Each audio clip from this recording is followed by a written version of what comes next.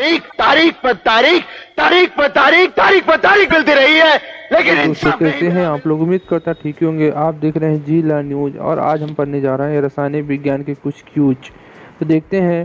पहला हमारा क्वेश्चन है, एस्बेस्टस कारखाने में काम करने वाले मनुष्य वायु प्रदूषण के शिकार बनते हैं। उनके शरीर का सबसे अधिक प्रभावित होने वाला भाग कौन सा होता है? आँख, गला, फेफड़ा, त्वचा। तो सही उत्तर होगा हमारा फेफड़ा। एस्बेस्टस कारखाने में काम करने वाले मनुष्य वायु प्रदूषण का शिकार बनते हैं। उनके शरीर का सबसे अधिक प्रभावित होने वाला भाग होता है फेफड़ा। हमारा अगला क्वेश्चन है, जस्ता चढ़ाने की प्रक्रिया में लोहा चादर किससे लेपित किया जाता है? एल्युमिनियम, जस्ता, टिन की क्रोमियम। तो सही उत्तर हमारा क्या होगा? जस्ता।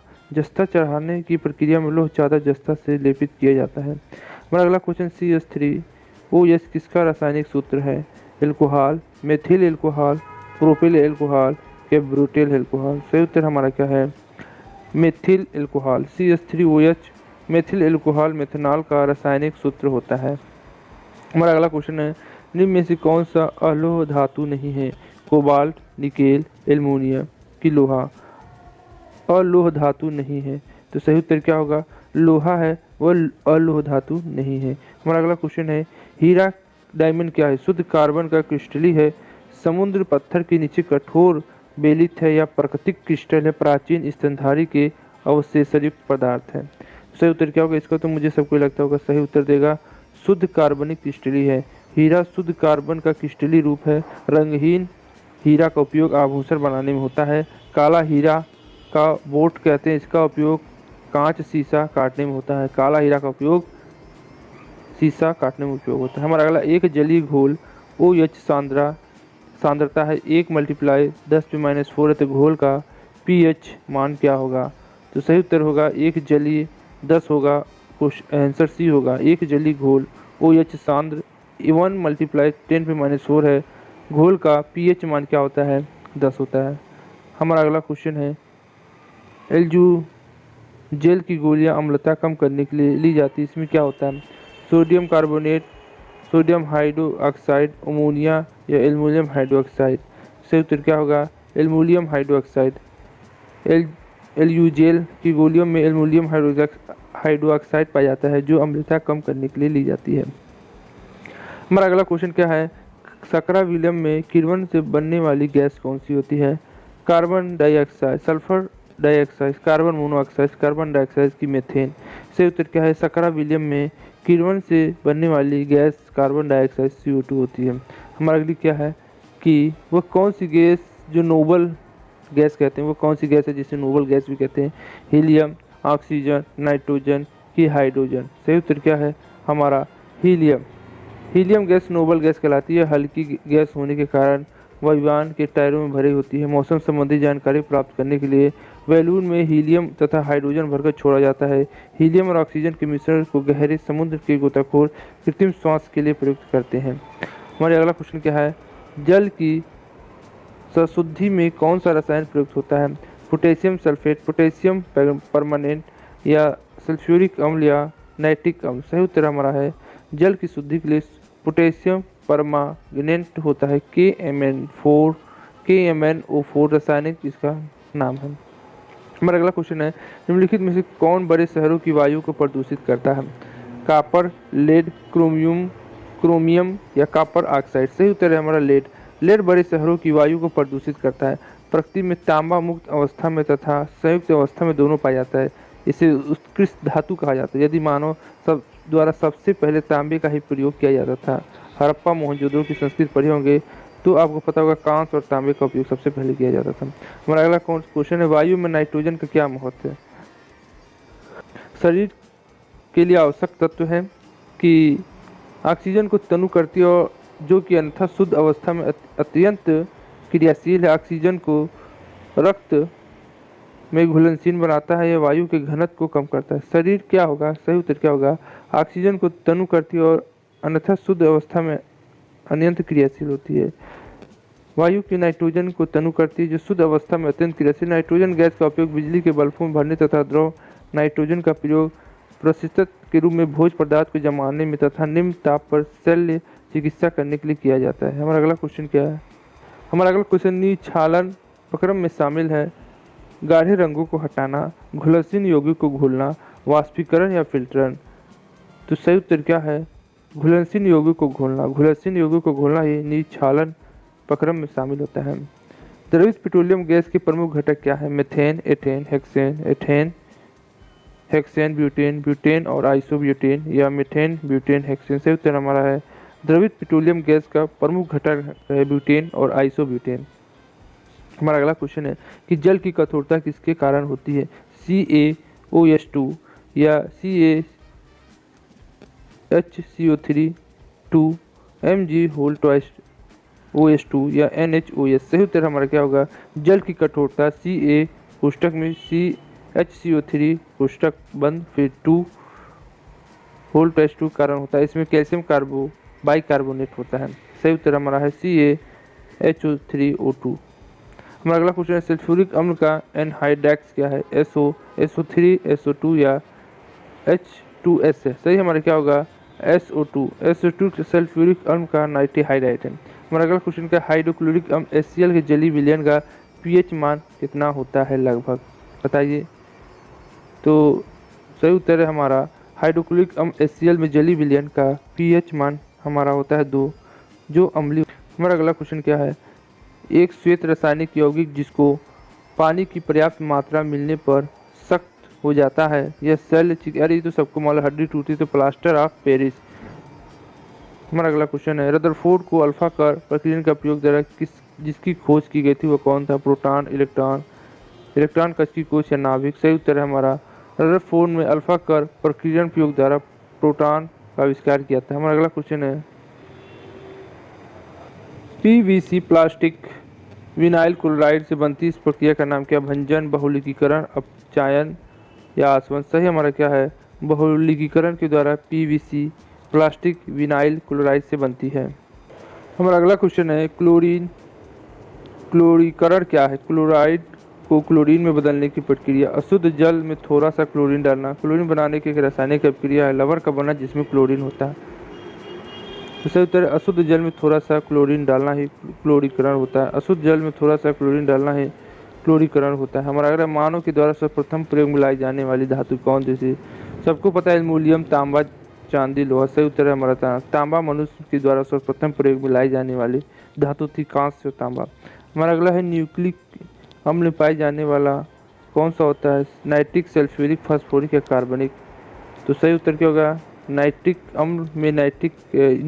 अम्ल में नाइट्रिक अम्ल पाया जाता है। रासायनिक यौगिक का सबसे छोटा संभावित यूनिट क्या? परमाणु, इलेक्ट्रॉन, प्रोटॉन या अणु। सही उत्तर है हमारा रासायनिक यौगिक का सबसे छोटा संभावित यूनिट परमाणु है। किसी पदार्थ का सूक्ष्म कण जो स्वतंत्र अवस्था में नहीं पाया जाता किंतु रासायनिक अभिक्रिया में भाग लेता है परमाणु कहलाता है। किसी पदार्थ का सूक्ष्म कण जो स्वतंत्र अवस्था में नहीं पाया जाता किंतु रासायनिक अभिक्रिया में भाग नहीं लेता है वह अणु कहलाता है। अत्यधिक आघातवर्धन धातु कौन सी है? प्लेटिनियम, चांदी, लोहा, सोना। सही उत्तर है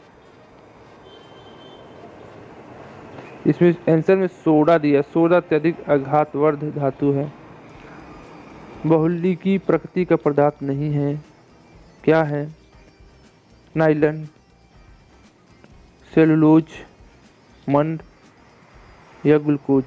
तो सही उत्तर हमारा ग्लूकोज। बहुलक प्रकृति का पदार्थ ग्लूकोज नहीं, नायलॉन वह पहला मानव निर्मित रेशा जिसका निर्माण एडिपिक अम्ल और एक्सामिथिनिल डाइएमीन्स होता है। इसका उपयोग वस्त्र बनाने में, टायर, रस्सी, पैराशूट बनाने में होता है। सेलुलोज का निर्माण सोडियम हाइड्रोक्साइड कार्बन डाइऑक्साइड से मिलकर होता है। रेयान एक प्रकार का रेशा जिसका निर्माण सेलुलोज से होता है। रेयान का उपयोग वस्त्र बनाने में होता है। बारूद निम्नलिखित का मिश्रण है। बालू और TNT। बालू तो सल्फर रेड, काठ, कोयला, चारकोल या नाइट्रेट सल्फर व काठ, कोयला, चारकोल या TNT व काठ, कोयला, चारकोल। से उत्तर हमारा है C। समान बारूद अथवा रोजक बैकन में 1242 में किया गया था। यह हल्का विस्फोटक होता है। यह पोटेशियम या सोडियम नाइट्राइड, चारकोल, सल्फर का 15:3:2 अनुपात में मिश्रण होता है। इसका जीवित तंतुओं के अध्ययन से संबंधित रसायन का क्या नाम है? कार्बनिक रसायन जो कार्बन से भौतिक, दूसरा है जैविक अकार्बनिक। सही उत्तर है हमारा जैविक है तो जैविक तंत्र से होगा। जीवित तंत्रों के अध्ययन से संबंधित रसायन की शाखा को जैविक रसायन कहते हैं। कार्बन है उसके यौगिक के अध्ययन को कार्बनिक रसायन कहते हैं। कार्बन के यौगिक को छोड़कर अन्य रासायनिक यौगिकों का अध्ययन अकार्बनिक रसायन कहलाता है। प्रदूषक गैस का ईंधन तथा नाइट्रोजन के स्रोत के रूप में प्रयोग किया जाता है। यह गैस प्राप्त की जाती है गर्म वक्र यंत्र पर तेल के छिड़काव द्वारा। पानी और हवा का मिश्रण तप्त कोयले के प्रभावित करके हवा को दीपन कोक के फैलाव को प्रभावित करने या भाप के उदित कोक पर प्रभावित करने से। सही उत्तर हमारा क्या है? भाप को उदित कोक पर प्रभावित करने से। भाप को उदित कोक से प्रभावित करने पर प्रदूषक गैस प्राप्त होती है। पादप वृद्धि नियामक का उदाहरण क्या है? एंडोटेडियस अम्ल, प्रोपोकोलर, एमिसोल या पैराकिस। सही उत्तर हमारा क्या होगा? इंडोइलेक्ट्रिक अम्ल। पादप वृद्धि नियामक का उदाहरण इंडोएलेस्टिक अम्ल। ऑक्सीजन की खोज डार्विन 1880 ऑक्सीजन ने किया था। यह पौधे में वृद्धि में सहायता होता है, फूलों और फलों को झड़ने में बचाता है, बीजहीन फल के उत्पादन में सहायता होता है और यह खरपतवार को नियंत्रित करता है। द्रव हाइड्रोकार्बन में कम आणविक द्रव्यमान में गैसीय हाइड्रोकार्बन में लिखित प्रक्रम द्वारा परिवर्तित किया जाता है। हाइड्रोजनीकरण, रिफॉर्मिंग, भंजन की अपचयन। सही उत्तर क्या होगा? सही उत्तर होगा हमारा भंजन, सी। भंजन द्वारा द्रव हाइड्रोकार्बनिक को कम आणविक द्रव्यमान के गैसीय हाइड्रोकार्बन में परिवर्तित किया जाता है। और अगला क्वेश्चन है कि अपनी पिघली अवस्था में विद्युत का चालन करने वाला पदार्थ पॉलीथीन, ग्लूकोज, समान लवण या यूरिया। सही उत्तर हमारा समान और साधारण लवण NaCl अपनी पिघली अवस्था में विद्युत का चालन करने वाला पदार्थ है। पॉलीथीन उच्च ताप और दाब पर एथिलीन C2H4 के बहुलकीकरण से पॉलीथीन बनता है। इसका उपयोग थैला बनाने, बरसाती बनाने में होता है।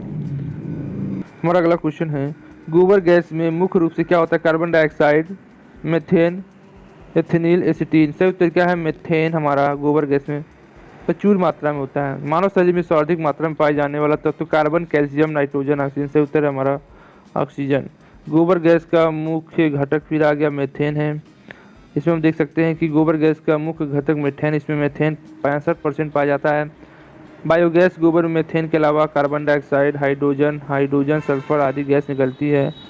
यह एक उत्तम किस्म का ईंधन है, इसमें से धुआं नहीं निकलता है। बायोगैस की समाप्ति के बाद संयंत्र में विशिष्ट पदार्थ में N2 और फास्फोरस के कई यौगिक मौजूद होते हैं, जिसका उपयोग उर्वरक के रूप में किया जाता है। जानवरों और पेड़ पौधों से प्राप्त अवशिष्ट पदार्थ सूक्ष्म जीवों द्वारा जल की उपस्थिति आसानी से निकल सकता है, जिसके फलस्वरूप बायोगैस निकलती है। तो बायोगैस में मीथेन बहुत ज़्यादा पाया। हमारा अगला क्वेश्चन है एक रासायनिक यौगिक जो तत्वों से बनता है तो क्या होगा? द्विअंगी बाइकार्बोनेट, त्रिअंगी उभयधर्मी। से उत्तर हम होगा जो दो तत्वों से बनना है तो द्विअंगी ही होगा। एक रासायनिक यौगिक जो दो तत्वों से बनता है द्विअंगी कहलाता है।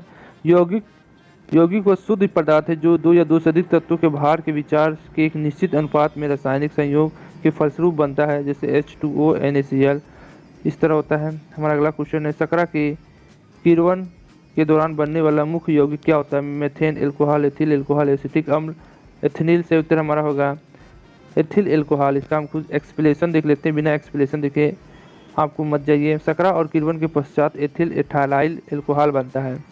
किण्वन वैसी रासायनिक अभिक्रिया जिसमें कोई कार्बनिक जटिल पदार्थ एंजाइम द्वारा सरल पदार्थ में परिवर्तित होता है, उसको किण्वन कहते हैं।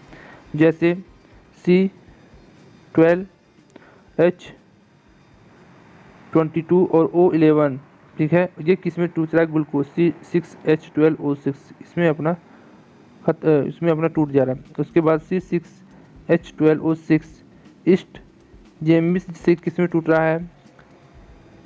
2C2H5OS plus 2CO2 ethyl alcohol में टूट रहा है, ठीक है। अब हमारा नेक्स्ट क्वेश्चन क्या है? CH3।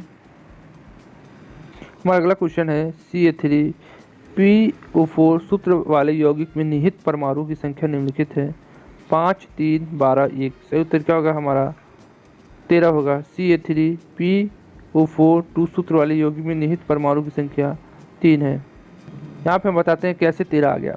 यहाँ पे देख सकते हैं 4 है और 4 गुणे 2 प्लस ये 2 इस P में भी जाएगा, प्लस 2 यहाँ हो जाएगा और 3 इधर है, तो 8 प्लस 5 तो हो गया 13। इस तरह 13 संख्या है।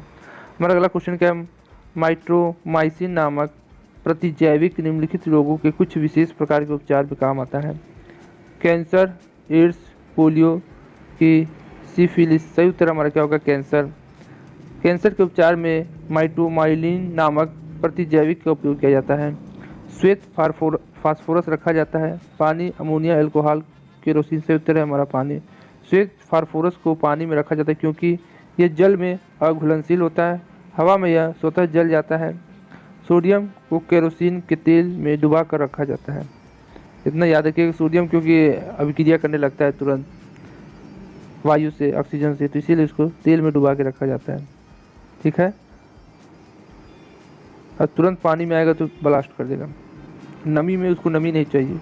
तो आज के लिए इतना ही, फिर मिलते हैं। आज 40 क्वेश्चन हो गए हैं, कल फिर हम 40 क्वेश्चन का सेट लेके आएंगे और उसमें हम मिलेंगे।